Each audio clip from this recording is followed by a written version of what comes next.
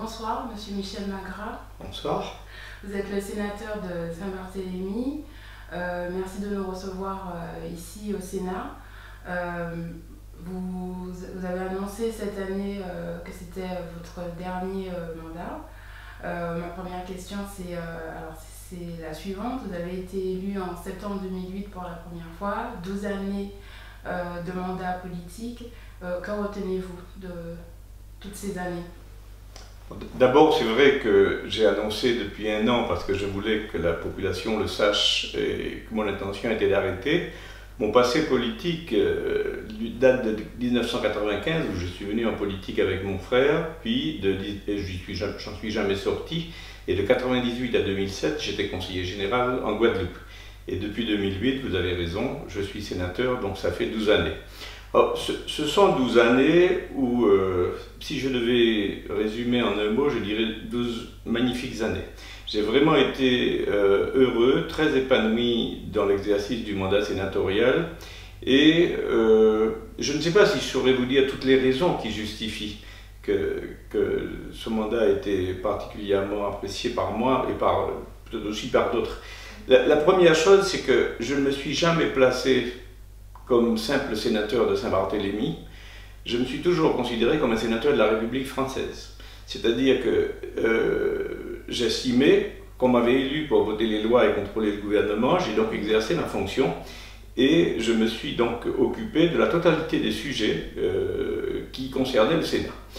Ensuite, la deuxième chose, c'est que je suis un ultramarin. Et il m'est souvent arrivé de dire que j'étais français, ultramarin, mais Saint-Barth d'abord.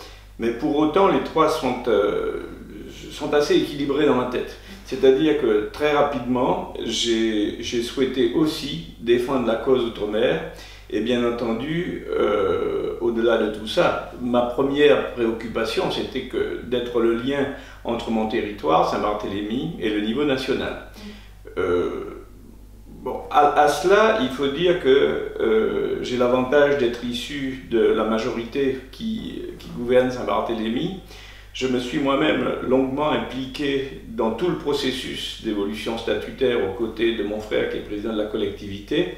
Et le sujet de Saint-Barthélemy est un sujet que je maîtrise, hein, parce que j'y suis, comme j'ai l'habitude de dire, depuis Christophe Colomb. Et c'est une blague bien entendu, parce que je n'ai que 66 ans, mais ceci étant, j'ai toujours travaillé en très très proche collaboration avec les autorités locales, et en particulier avec le président de la collectivité et sa majorité territoriale. Et bien entendu, dans mon mandat, les 6 derniers, j'ai fait 2 mandats en fait de 6 ans, et les 6 dernières années ont été remarquables, puisque ça fait aujourd'hui 6 ans que je préside la délégation sénatoriale aux Outre-mer. Donc si vous voulez, on peut parler de tout ça. Bien sûr. On va évoquer vos débuts.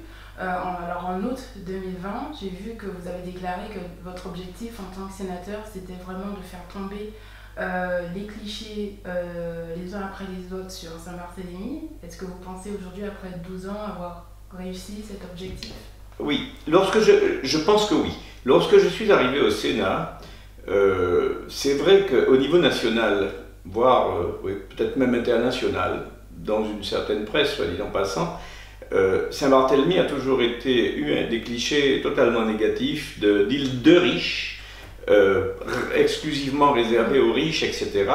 Ce qui est complètement faux, mais qui est absolument faux, parce que si nous avons choisi d'avoir une clientèle touristique haut de gamme, c'est lié à une multitude de raisons, l'exiguïté du territoire, notre incapacité à accueillir le monde entier, etc.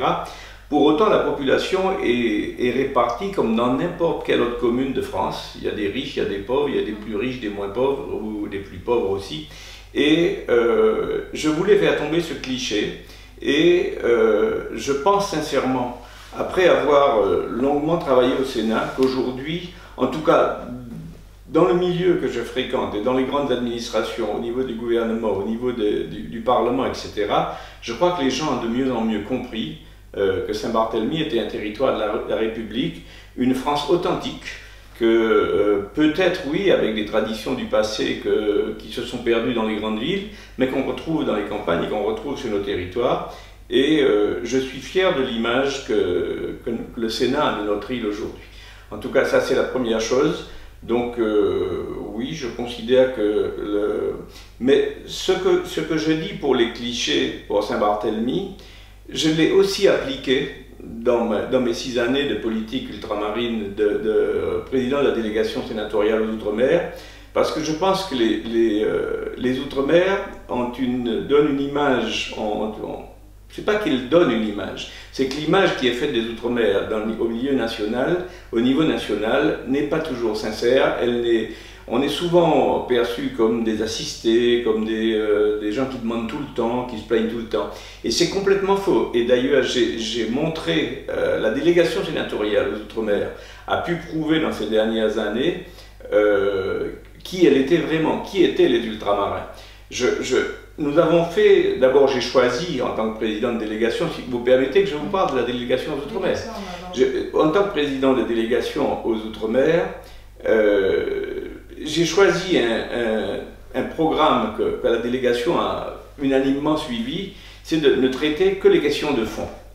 On a traité des problématiques comme la problématique foncière, qui est une problématique extrêmement bloquante pour le développement des Outre-mer.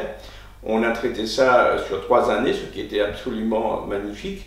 Ensuite, on a traité une problématique comme les normes. Aujourd'hui, les normes qui nous viennent de Bruxelles ou de Paris sont totalement, mais alors totalement inadaptées, soit dans le domaine agricole et phytosanitaire aux réalités de nos territoires, au climat, ne serait-ce qu'au climat, et dans le domaine du bâtiment et des travaux publics, on nous impose des normes qui n'ont pas été conçues pour nous. Et cette idée de normes reviendra d'ailleurs tout à l'heure dans la partie différenciation territoriale. On nous a donc imposé des normes, et moi je voulais faire tomber ça, je voulais qu'au niveau national, on prenne conscience que les normes sont inadaptées, qu'on prenne conscience qu'il fallait régler la problématique foncière. À côté de ça, on a fait d'autres sujets, comme les risques majeurs, qui devraient donner lieu à une loi bientôt, ou comme la visibilité des Outre-mer sur les chaînes publiques, le fameux dossier de France O, ou d'autres dossiers. Mais on a aussi montré, dans les événements que j'ai créés à la délégation, on a aussi montré que les Outre-mer savaient faire énormément de choses et étaient bien en avance dans de nombreux domaines. On a fait des colloques magnifiques sur le tourisme, dans le cadre de la COP 21, on a montré quelles étaient les solutions outre-mer, celles que nous avions déjà, celles que nous apportions dans le débat. Et au-delà de ça, on a fait des conférences économiques pour montrer que les Outre-mer savent se prendre en main. Ils ont juste besoin d'être compris et d'être accompagnés par l'État central et par le Parlement. Et ça m'amènera tout à l'heure probablement à vous expliquer comment on entend cet accompagnement. Alors avant qu'on arrive à cette question, parmi tous les dossiers que vous avez énumérés et sur lesquels vous avez travaillé à la délégation, alors si vous pouvez citer 2-3 dossiers qui vous ont le plus marqué durant votre mandature. Alors, durant ma mandature, je vous dirais d'abord pour mon île, bon, hormis le fait que j'ai fait voter 2 propositions de loi organique pour parfaire la mise en place du statut, améliorer le statut du territoire, qui ont été votées pratiquement unanimement dans les 2 assemblées. Hormis cela, j'ai gardé en mémoire des points importants. Les points importants, c'est lorsque j'ai réussi à créer par exemple la caisse de prévoyance sociale. C'était pas gagné d'avoir une caisse de prévoyance à Saint-Barthélemy qui permettait de traiter en direct, au contact de la population, toute la problématique des cotisations, des prestations, des retraites, etc. Aujourd'hui, tout ça fonctionne très très bien, même que le gouvernement doutait de notre capacité à gérer le RSI, nous l'avons fait aussi et ça marche magnifiquement bien. La deuxième chose que j'ai faite pour Saint-Barthélemy, ça a été, on a nous une chambre économique multiprofessionnelle qui remplace à elle seule les chambres de commerce et d'industrie, les chambres des métiers, les chambres d'agriculture. On a tout mis en guichet unique et ça a été un succès mais formidable parce que la SEM, la chambre économique multiprofessionnelle, est aujourd'hui devenue très performante. Mais dans la loi, on lui a donné la possibilité, d'ailleurs ça pourrait servir d'exemple à d'autres territoires, mais je ne veux pas m'en mêler au moment où je m'en vais. La troisième chose que j'ai faite pour Saint-Barthélemy qui est importante, ça a été de supprimer la fameuse taxe Chirac. Pas que je ne veuille pas qu'on participe à l'aide au pays, etc. Mais cette taxe, de par notre situation, où nous étions condamnés, entre guillemets, pour voyager, pour venir ici, à passer par un aéroport international qui est l'aéroport de Juliana, nous étions, nous, en train de payer la taxe beaucoup plus cher qu'un Guadeloupéen qui vient à Paris ou qu'un Martiniquais qui vient à Paris, ainsi de suite. Donc c'est une taxe sur les billets d'avion, et j'ai réussi à faire comprendre aux parlementaires que telle qu'elle était conçue, elle ne pouvait pas nous être appliquée dans cette situation-là, sinon nous étions les plus pénalisés. Au-delà de cela, pour les Outre-mer, j'ai fait quelque chose qui restera aussi dans ma mémoire. Ça a été un débat très difficile, parce que ça a duré pratiquement 15 jours avec une multitude de réunions. Ça a été de faire baisser, mais d'au moins 80%, le coût de l'itinérance sur les frais de téléphonie mobile. Ce n'était pas une mission gagnée d'avance, parce que le gouvernement s'y était frotté et avait pas réussi, d'autres parlementaires aussi, et en mettant tout le monde autour d'une table et en multipliant les réunions jusqu'à trouver une solution, nous avons quand même réussi, peut-être pas pour tout, mais au moins pour la téléphonie mobile. On n'a pas vraiment réussi au départ sur le chargement des données, ce qu'on appelle la data, mais sur la téléphonie mobile, le fameux roaming, je suis assez fier d'être à l'origine des amendements qui ont permis de diminuer cette taxe, diminuer cette charge. On va aborder la question de la différenciation territoriale, qui est l'un des deux derniers thèmes sur lesquels vous avez travaillé avant votre départ du Sénat. Tout à l'heure là, vous disiez montrer à l'État, au gouvernement, que les Outre-mer ont besoin d'être compris et accompagnés. Est-ce qu'aujourd'hui...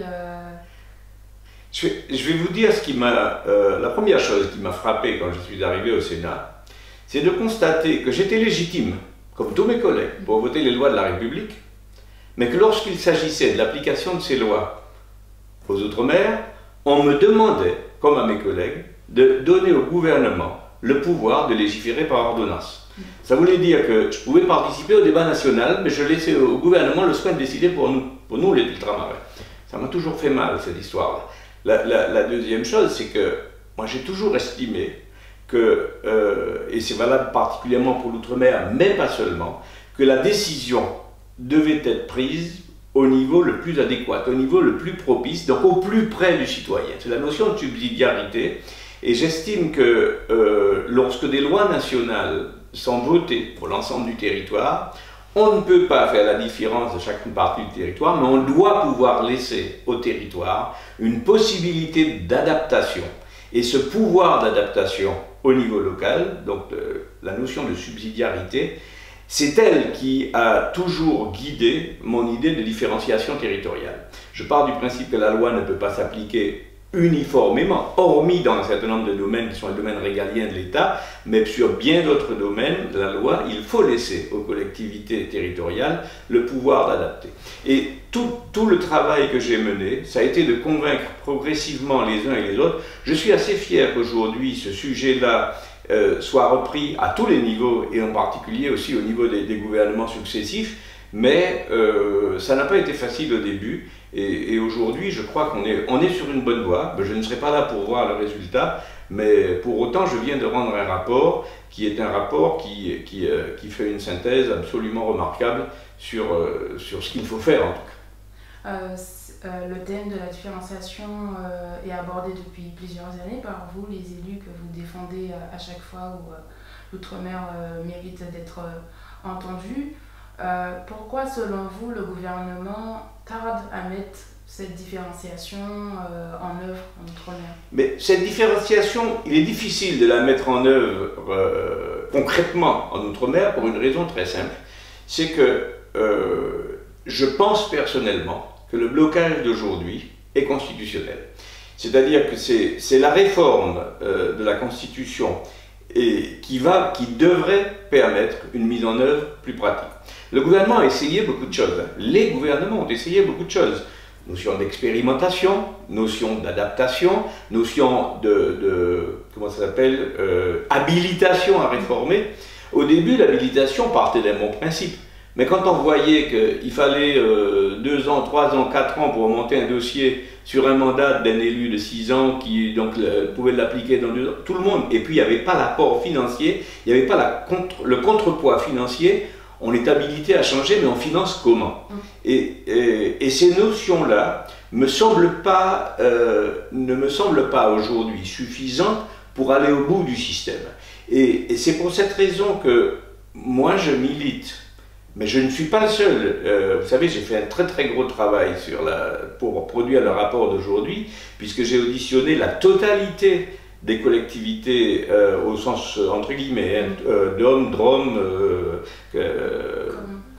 collectivité d'outre-mer, collectivité de l'article 73, 74, à une exception près, Mayotte, parce que la crise du Covid ou de la Covid a fait que j'ai pas pu caler, c'est pas faute d'avoir essayé les rendez-vous que je voulais avec nos amis mahorais, mais ceci étant dit, nous avions quand même des éléments et ce travail a abouti à un résultat, c'est que je pense qu'aujourd'hui, les articles 73 et 74 de la Constitution, tels qu'ils sont rédigés, ont besoin d'être réécrits, d'être réunis pour définir d'un côté les compétences régaliennes de l'État et de l'autre, donner aux Outre-mer la possibilité d'avoir un statut à la carte que chaque territoire choisit, plus ou moins près du droit commun, mais il faut, mais avec des compétences que l'on peut choisir et que l'on peut exercer et pour lesquelles l'État va nous accompagner dans l'exercice de ces compétences-là.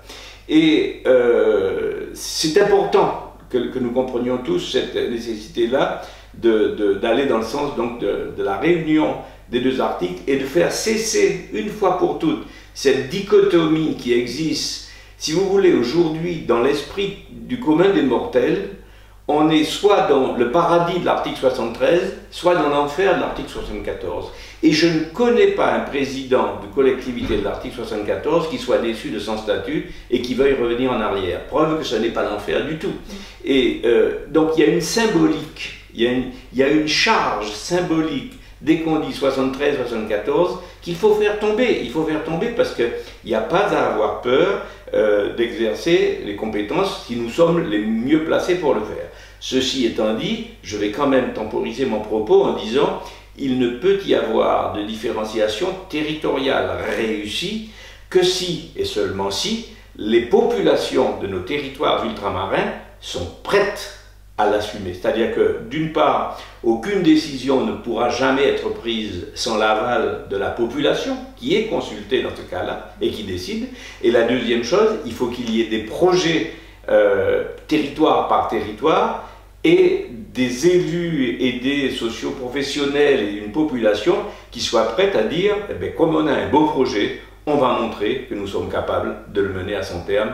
En plus, la possibilité qui est offerte, qui a été ouverte depuis la déclaration de Basse-Terre, mais depuis aussi le discours de Jacques Chirac à Madiana, à Fort-de-France, donc en 2000, etc., cette possibilité de statut à la carte ouvre une possibilité et si vous voulez, une ouverture, une capacité à évoluer. Rien n'est figé. Rien n'est figé. La preuve, c'est que j'ai moi-même modifié progressivement le statut de Saint-Barthélemy pour l'améliorer, jamais pour revenir en arrière.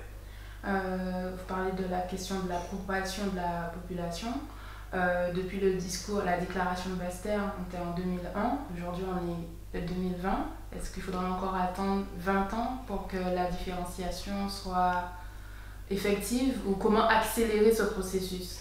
Premièrement, j'espère qu'il ne faudra pas attendre 20 ans. Moi, je suis très agréablement surpris du résultat des auditions que j'ai pu faire des exécutifs des Outre-mer, parce que la volonté, elle existe et elle est dite par l'exécutif.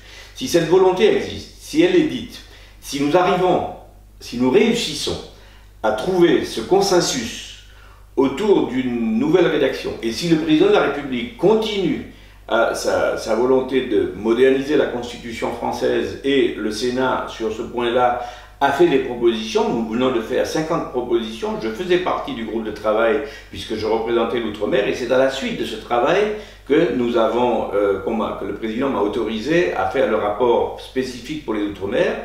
Il y a des propositions de loi qui vont être débattues dès ce mois-ci au Sénat, qui font des propositions avec des avancées remarquables.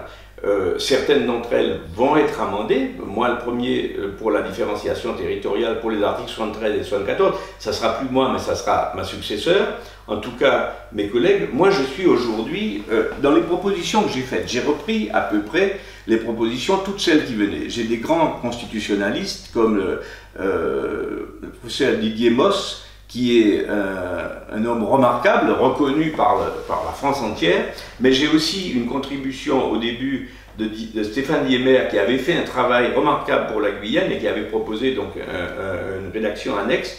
J'ai auditionné tous les juristes spécialistes du droit constitutionnel et du droit, pas tous, mais en grande partie des juristes. Et aujourd'hui, nous sommes arrivés à une synthèse. J'avais moi-même commencé à travailler et proposer une écriture. Et je crois que je peux dire publiquement, je ne pouvais pas le dire dans le rapport, parce que le principe de la délégation sénatoriale, c'est que je laisse toujours, je fais des propositions, nous faisons des propositions, les rapporteurs font des propositions, mais nous laissons toujours à nos collègues sénateurs le soin de les transformer ou non en dispositions législatives. Et ce que j'ai fait, moi, là, c'est que j'ai mis en annexe les propositions qui sont faites, mais je dois vous avouer aujourd'hui que celle dont je suis le plus proche, voire à laquelle j'adhère, mais à 200%, c'est la rédaction faite par Stéphane Diemer, qui a fait un travail remarquable de synthèse, de mise en commun de toutes les propositions des autres pour arriver à une rédaction qui, si elle était appréciée, offre des possibilités extraordinaires pour l'avenir des Outre-mer. J'espère que les Outre-mer seront conscients de cela. J'espère que nous réussirons au Sénat, mais aussi à l'Assemblée, mais aussi au niveau du gouvernement, à trouver un consensus qui permet aujourd'hui d'ouvrir cette porte et de ne pas, comme vous le disiez, être obligé d'attendre encore 20 ans pour se rendre compte que rien n'a changé. Mais les ultramarins doivent aussi se prendre en main. J'insiste beaucoup, il y a des projets magnifiques. J'entends par exemple le projet de la Guyane où le président Alexandre veut une loi Guyane dans les 2 ou 3 ans à venir. Il y a d'autres projets, il y a d'autres réflexions. Et je voudrais juste dire un petit mot, c'est que dans une magnifique réunion qui a eu lieu hier et qui a été organisée à l'initiative du président Alfred Marie-Jeanne, était présent également la Corse. La Corse qui se sent de plus en plus concernée par les problématiques ultramarines qui sont les nôtres, parce que même si l'espace océanique, ou disons l'espace maritime est moins grand qu'avec les autres outre-mer, il y a il y a un socle commun et il y a des différences qui peuvent être actées dans des statuts. Et ça, je crois qu'on est sur une bonne voie. Est-ce que vous pensez que c'est... alors la Guyane réclame un statut sui generis propre pour elle. Oui. Vous également, à Saint-Barthélemy, vous voulez plus de compétences.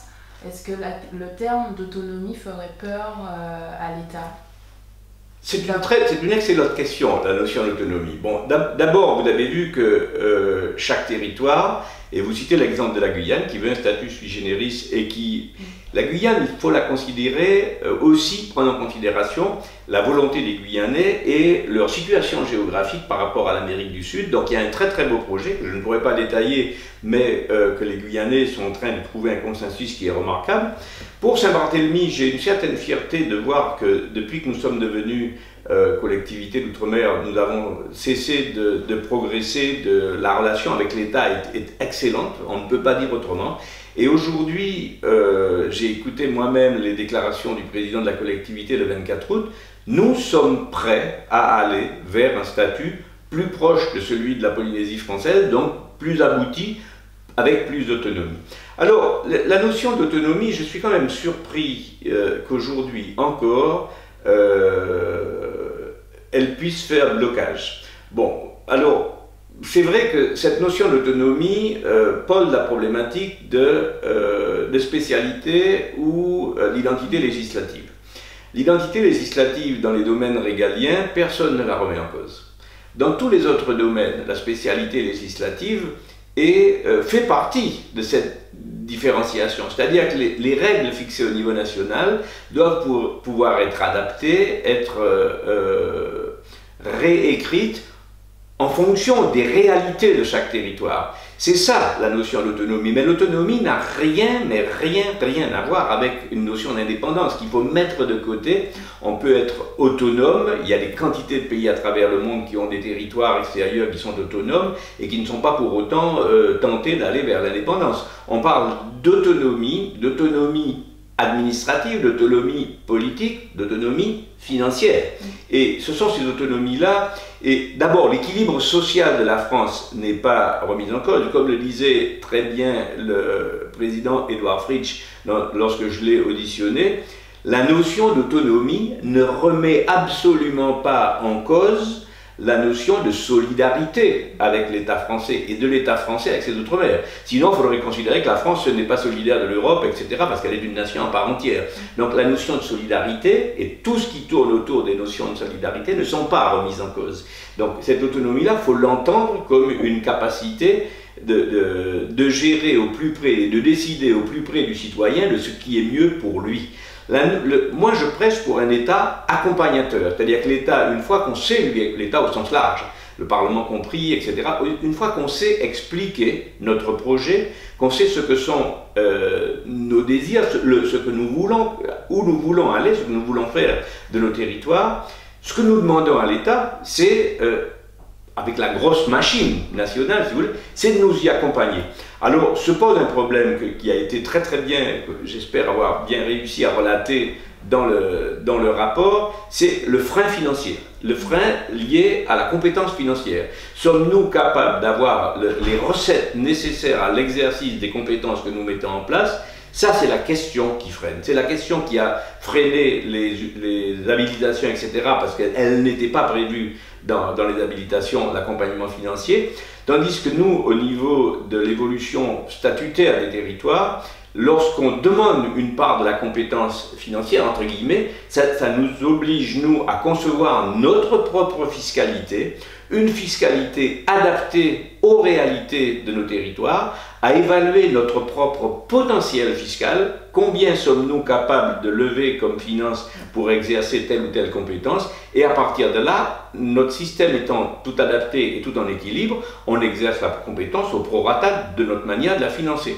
Et l'État, on demande à l'État de nous accompagner dans cette démarche, et par tout ce que l'État sait faire, et tout ce que l'État doit, parce que la nation française, je vais vous dire une chose qui est fondamentale, la notion d'autonomie, pas plus que la notion de différenciation territoriale, ne remettent jamais en cause ni l'unité, ni l'indivisibilité de la République française. Nous sommes français d'abord, de territoires d'outre-mer aussi, chacun étant beaucoup plus attaché à son territoire propre, et l'unité de la République, c'est une clé. D'ailleurs, je le redis, la France n'a jamais été aussi présente à Saint-Barthélemy que depuis 2007.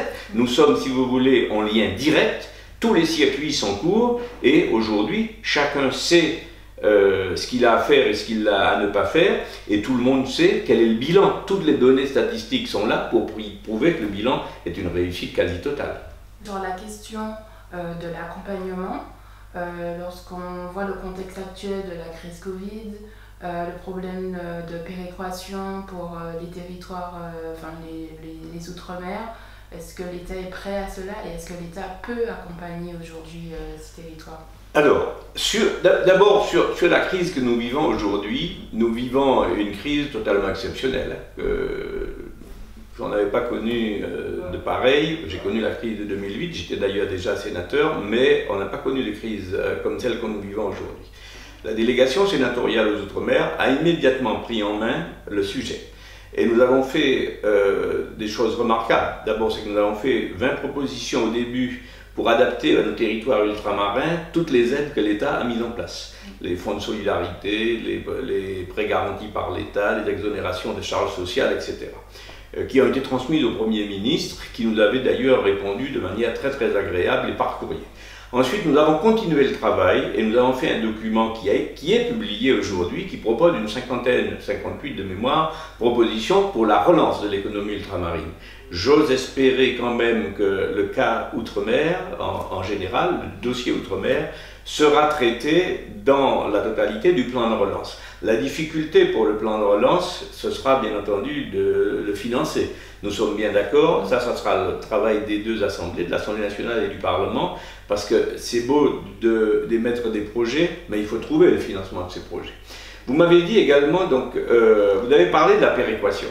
La péréquation, le plus bel exemple de péréquation, c'est la péréquation tarifaire sur la production d'électricité. Je crois que celle-là est connue par tout le monde. Lorsque nous avons réformé l'énergie et que nous avons voté des lois de transition énergétique, nous avons regroupé la quasi-totalité des taxes sous la forme d'une seule taxe qui s'appelle la CSPE. Dès lors que nous sommes français, la nation est une et indivisible. Dès lors que les citoyens ultramarins contribuent au paiement de la CSPE, ils bénéficient en retour de ce à quoi sert cette taxe. Nous sommes bien d'accord. Donc cette taxe, elle sert, si ma mémoire est bonne, j'espère ne pas me tromper, aux alentours de 28% pour le financement de la péréquation, c'est-à-dire donner à EDF 28% du montant de cette taxe pour lui permettre de fournir à tous les Français l'électricité ou l'énergie en général au même tarif. Nous sommes d'accord, le tarif est le même sur l'ensemble du territoire national, que vous ayez une centrale nucléaire à côté ou une centrale hydraulique, ou qu'au contraire vous soyez une île perdue. Donc ça c'est le principe, c'était pas gagné. Et le reste, hormis le fonctionnement interne de l'organisme qui est chargé de gérer tout ça, qui s'appelle la CRE, la Commission de régulation de l'énergie, il y a 62 ou 68% qui sont supposés servir à financer tout le développement, toute la transition énergétique, c'est-à-dire le développement des énergies renouvelables, les projets innovants, etc. Et nos territoires ne sont pas les derniers venus. Une partie d'ailleurs permet aussi de financer l'électrification rurale, l'enfouissement des réseaux dans les territoires comme les nôtres qui sont soumis à l'aléa cyclonique, etc. Donc moi je pense que l'État... je ne pense pas honnêtement que la notion de péréquation fasse aujourd'hui débat. Je pense qu'elle est actée. Je crois que tant que nous participons, tant que nous sommes français, et nous le sommes, et fiers de l'être, nous l'avons toujours dit, cette notion-là, mes collègues, je n'ai jamais entendu un seul collègue la remettre en cause. Et j'ai fait 12 années au Sénat. Donc je crois que c'est pas là la difficulté, la notion de péréquation. La difficulté, c'est la relance économique de territoires qui sont très loin, très singuliers, chacun en son sens et à son niveau. Et vous savez, beaucoup de nos territoires ont une économie, et c'est le cas du mien, une quasi-monoculture entre guillemets, même si le terme n'est pas adapté, du tourisme, lorsque nous dépendons d'aéroports internationaux qui sont fermés, lorsque la croisière, les bateaux, les avions ne peuvent plus venir sur notre territoire, comment voulez-vous survivre? Parce que toute l'économie est fondée sur le tourisme et les activités annexes, le commerce, etc. Donc c'est difficile. Donc là, il y a une vraie question, comment gérer la crise. Mais les Outre-mer devraient être traités, je pense, de la même façon que les territoires métropolitains. Vous, pour la collectivité de Saint-Barthélemy, vous plaidez pour davantage de transfert de compétences locales. Quel serait le bon statut pour... Enfin, vous dites que vous l'avez déjà, le bon statut. Quelles seront les compétences que vous désirez obtenir? Alors, bon, d'abord le statut que nous avons aujourd'hui nous convient très bien. Il nous convient très bien, ça ne signifie pas qu'il est parfait. Je vais vous donner un exemple d'imperfection du statut. Dans les domaines où nous exerçons la compétence, vous savez, quand vous exercez une compétence comme l'environnement, il vous faut prévoir des sanctions, entre guillemets, pour ceux qui ne respecteraient pas les règles que vous avez produites. Or, le droit pénal et le code de procédure pénale sont des compétences que l'État garde et ne partage pas. Bon, on nous a donc autorisé à proposer des sanctions. Je ne parle pas des sanctions administratives, je parle bien des sanctions pénales. On nous a autorisé à proposer des sanctions rédigées par analogie avec ce qui existe au niveau national pour les mêmes délits, pour les mêmes infractions. Mais le problème est que pour que ces sanctions deviennent applicables, il faut qu'elles soient validées d'abord par le gouvernement, puis ratifiées par le Parlement. Or, la loi a prévu un délai de 2 mois. il est impossible, quand j'ai pris l'exemple de l'environnement à dessein, quand vous arrivez, que vous produisez au niveau national, que vous envoyez au ministère des Outre-mer, au service juridique, des données de sanctions concernant l'environnement, vous imaginez bien qu'il faille consulter non seulement le ministre de l'Outre-mer, mais le ministre de l'Environnement, mais le ministre de la Justice, parce que c'est des sanctions pénales, mais quantité d'autres ministères. Et il est quasiment impossible en 2 mois d'arriver. Or, la loi prévoit que si ça n'a pas été voté dans les 2 mois, il faut recommencer la procédure. Ce système-là est à améliorer. C'est pourquoi moi je plaide pour une possibilité de passer directement par le Parlement dans la mission et de faire la loi. C'est-à-dire, si les propositions sont faites et sont traitées au Parlement, ça permettrait de gagner. Il y a donc une amélioration là-dessus. Mais vous m'interrogez sur la volonté. Alors, la volonté, c'est surtout celle de la collectivité locale, exprimée par son président et le conseil territorial, plus que par le sénateur. Hein. Oui, nous avions souhaité davantage de compétences dans le domaine social, de manière à gérer la totalité. Je me permets de rappeler que nous avons un système social à Saint-Barthélemy où nous prélevons toutes les cotisations, tout est payé, etc. Et nous sommes excédentaires, puisqu'on a fait à plusieurs reprises le bilan depuis que nous sommes collectivité, et nous mettons un excédent de plus de 20 millions d'euros dans les caisses de l'État au titre de la solidarité nationale tous les ans, entre les prestations et les cotisations. Donc nous souhaitions plus. La crise Covid a montré aussi, dans le domaine de la santé, qu'il fallait faire des choses.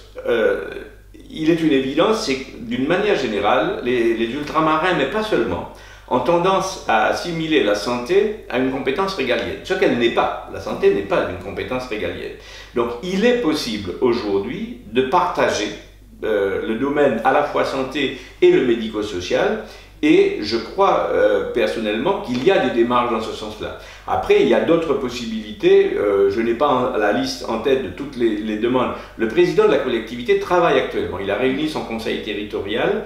Il travaille sur une possible rédaction d'une proposition de loi ou d'une mise en forme correcte des souhaits de la collectivité. Je pense que c'est à lui qu'il revient de faire connaître tout ce qu'il veut, pas à moi. Mais pour autant, je pense que tout ce que nous demanderons pourra être étudié et sera, comme nous avons toujours su le faire, nous sommes capables d'aller pour ce que nous demandons, de le réaliser. Nous avons pour habitude à Saint-Barthélemy de nous assurer de la faisabilité de nos demandes avant de faire la demande propre.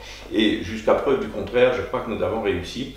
Donc là il y a un magnifique, une nouvelle étape. Moi, à titre personnel, c'est très rassurant, parce que je crois que si le président de la collectivité va dans ce sens, c'est la preuve qu'il est, au niveau local, la collectivité est tranquille sur le travail qui a été fait, sur l'écoute que l'État a eue et sur la relation que nous avons aujourd'hui avec l'État central et notre capacité à gérer.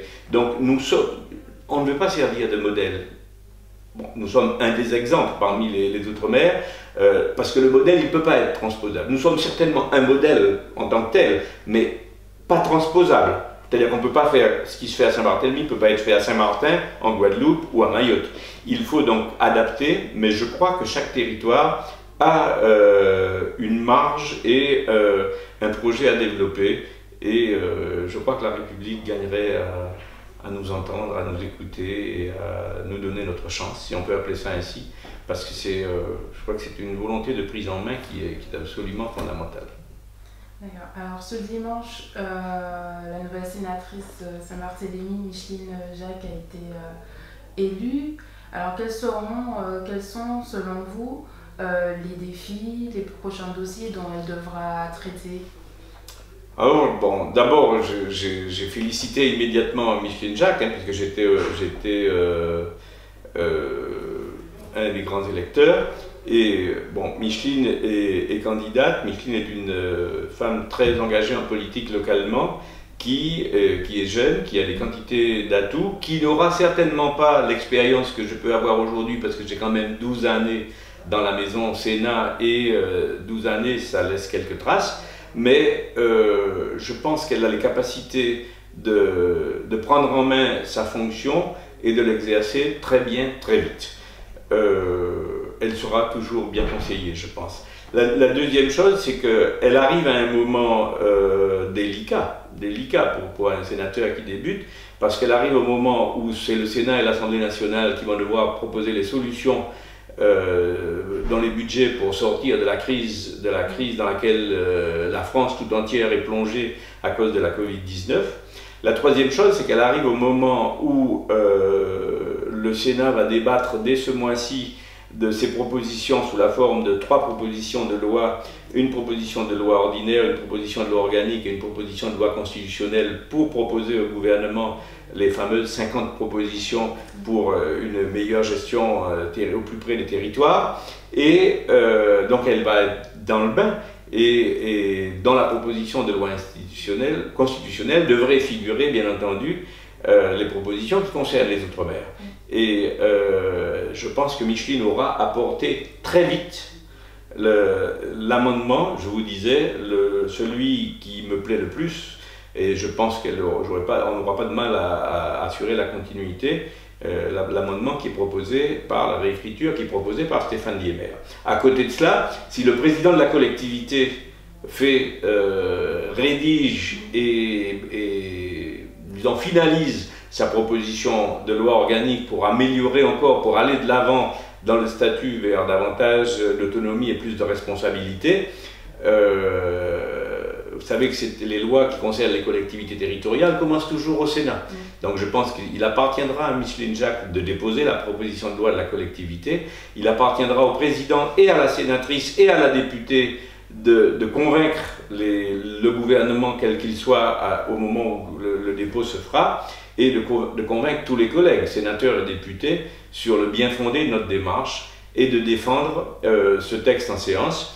Ce n'est pas forcément un exercice simple de défendre un texte dont on est l'auteur en séance, mais pour autant, on apprend très vite, et une fois qu'on maîtrise le sujet, il est relativement facile d'expliquer aux collègues les raisons qui motivent nos choix. Donc voilà, mais je lui souhaite bonne chance, mais je crois qu'elle est armée pour réussir. D'accord. Mon avant-dernière question est en préparation ou est attendue la loi décentralisation, déconcentration, différenciation. Quel conseil ou qu'est-ce que vous attendez de cette loi? Qu'elle fasse une bonne loi différenciation, une bonne loi décentralisation, une bonne loi pour les Outre-mer. Je serais un peu chauvin sur ce coup-là, je vous dirais ce sera une bonne loi si les propositions, puisque je faisais partie moi-même du groupe de travail mis en place par le président du Sénat, qui a réuni tous les groupes politiques. C'était vraiment une démarche très très consensuelle qui nous a occupés pendant 6 mois. Et si les propositions faites par le Sénat sont entendues, je crois que oui, nous avons en main les éléments pour faire une bonne loi. Sur les Outre-mer, je pense qu'il sortira de la proposition de loi constitutionnelle déposée par le Sénat, amendée par les sénateurs. Il devrait sortir une proposition intéressante pour les Outre-mer si les sénateurs ultramarins sont capables de trouver un consensus où tout le monde trouve sa place, de la Guadeloupe à la Réunion, de Mayotte à Saint-Barthélemy, et y compris la Polynésie, sachant que la Nouvelle-Calédonie, nous la mettons à part. Donc je crois qu'elle est très avancée, elle a son titre à elle dans la Constitution. Ce que je veux dire, c'est que oui, nous avons les éléments pour réussir une bonne loi. Moi, je ne veux pas en dire plus, parce que je ne connais pas le contenu de cette proposition de loi. C'est important. Justement, qu'est-ce que vous attendez du renouvellement du Sénat? Alors, le Sénat est en train de renouveler. Vous avez vu que le Sénat est assez stable comme institution. C'est absolument formidable pour la France. Il faut que la France en soit consciente parce que le vote par moitié du Sénat, le renouvellement par moitié du Sénat, avant c'était par tiers, garantit la continuité de l'institution, ne fait pas perdre les dossiers qui sont en cours, la moitié des sénateurs ne vont pas bouger, donc la politique se poursuit, il y a une continuité qui est une très belle continuité. Et le Sénat, c'est quand même la plus haute assemblée de France. Les sujets sont débattus de manière très calme, très posée, très sage, et dans un souci d'équilibre de la France qui se situe très souvent bien au-delà des partis politiques. C'est-à-dire que nous sommes capables de trouver des unions ou des consensus ou des compromis sur des textes où, s'il s'agissait de battre l'autre pour prendre sa place, on ne pourrait pas avancer. Donc moi, c'est cette qualité-là qui fait que j'étais heureux au Sénat. Et il y a une très très belle instant, disons, une organisation du Sénat qui est la délégation sénatoriale d'Outre-mer, que j'ai eu la chance, moi, de présider pendant 6 ans, et qui réunit, je rappelle, les 21 sénateurs ultramarins avec 21 sénateurs hexagonaux au prorata de la composition du Sénat, et qui a fait un excellent travail, mon prédécesseur aussi et moi après, et qui a permis aujourd'hui que le Sénat soit reconnu dans toutes les Outre-mer, mais pas seulement, et que les Outre-mer soient reconnus au sein du Sénat. L'échange a été, le bénéfice a été gagnant-gagnant sur toute la ligne. Et ces dernières années, d'ailleurs, avec la fixation de la journée des Outre-mer pendant le congrès des maires, etc., au Sénat, nous avons mis en place plein de petites choses qui font que cette délégation aux Outre-mer est un outil indispensable pour l'avenir de nos territoires, qui est transversal, qui ne se mêle pas de l'idéologie des uns et des autres, qui ne se prononce pas sur les textes de loi, on laisse ça aux commissions, mais qui traite des sujets de fond.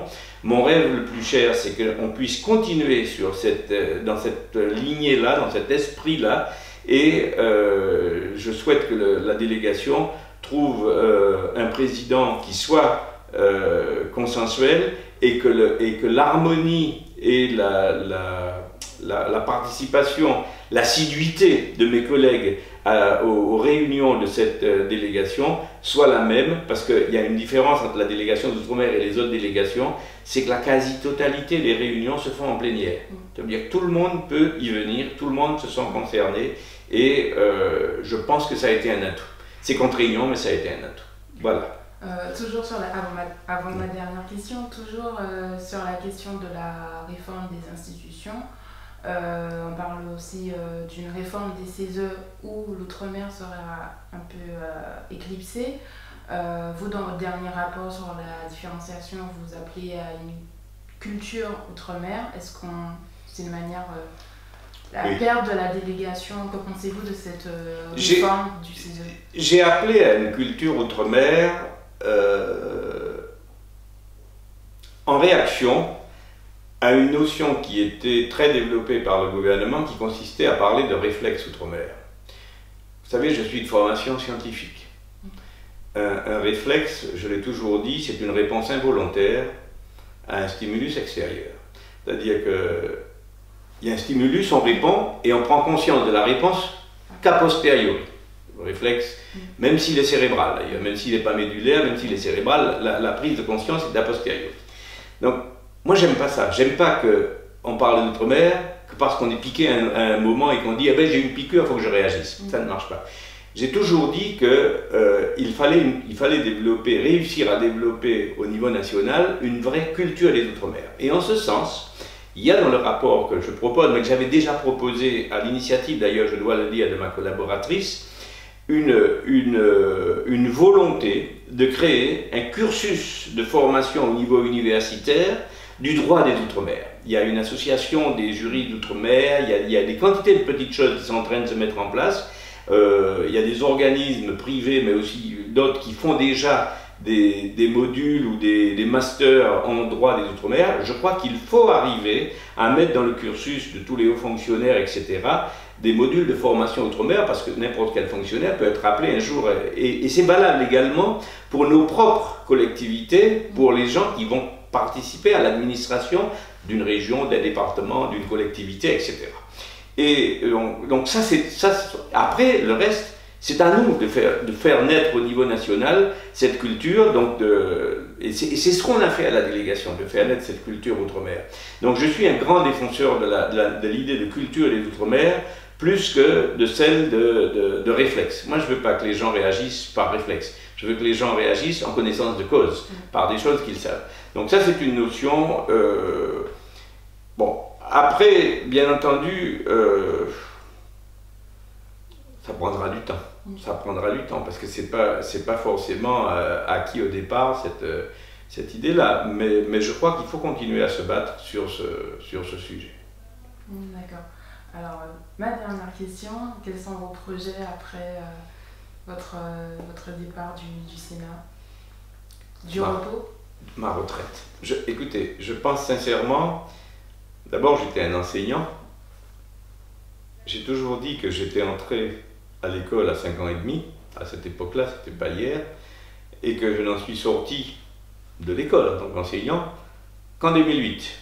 Donc, et puis pour rester en politique. C'est-à-dire qu'en politique, c'est la même chose. Lorsque je suis arrivé en politique, on m'a sollicité, j'étais dans le milieu. Moi, je suis un pur produit du mouvement associatif local. Ça, j'étais un militant, j'ai occupé tous les postes, c'était ce que j'aimais faire. Dans bien des domaines, on aurait du temps on pourrait en parler, mais quand on m'a demandé de venir en politique, et en particulier lorsqu'on m'a demandé de devenir conseiller général en 1998, j'ai dit, au début j'ai dit non, après on m'a dit que ce sera pour un mandat, bon, j'en ai fait 2. Mon mandat s'est éteint d'ailleurs avec la création du poste de sénateur et du statut de la collectivité. Et vous savez, 22 ans et demi à la collectivité, 9 ans au conseil général, dont 6 comme premier secrétaire de la commission permanente, 12 ans au Sénat, dont 6 comme président de la délégation sénatoriale. Je fais comme le colibri, j'ai apporté ma petite goutte. Elle n'éteindra pas l'incendie, mais je pense avoir fait au moins ma petite part. Alors pour mes projets personnels, j'aspire à une retraite, hein, à être au plus près de ma famille, et qui sait, j'ai d'autres cordes à mon arc, mais à titre personnel, il y a des choses que je fais, que j'aime faire, que je sais faire, et si j'en ai encore la volonté et l'énergie, pourquoi pas, hein, j'ai d'autres idées, mais plus de politique. Je laisse aux plus jeunes, je regarderai de loin, il m'arrivera certainement de ronger mon frein en me disant j'aurais exprimé une idée peut-être différente, mais comme tous les politiciens. Maintenant, je pense que sortir à cet instant, c'est-à-dire à un moment où je pense être au mieux de ma fonction, et encore en conditions physiques, je pense que c'est un choix raisonné, c'est un choix personnel. Je suis en accord avec ma famille, en accord avec moi-même, et donc voilà, l'avenir dira ce que je ferai. D'accord. Je vous remercie, monsieur le sénateur. Ce fut un plaisir, madame. Merci.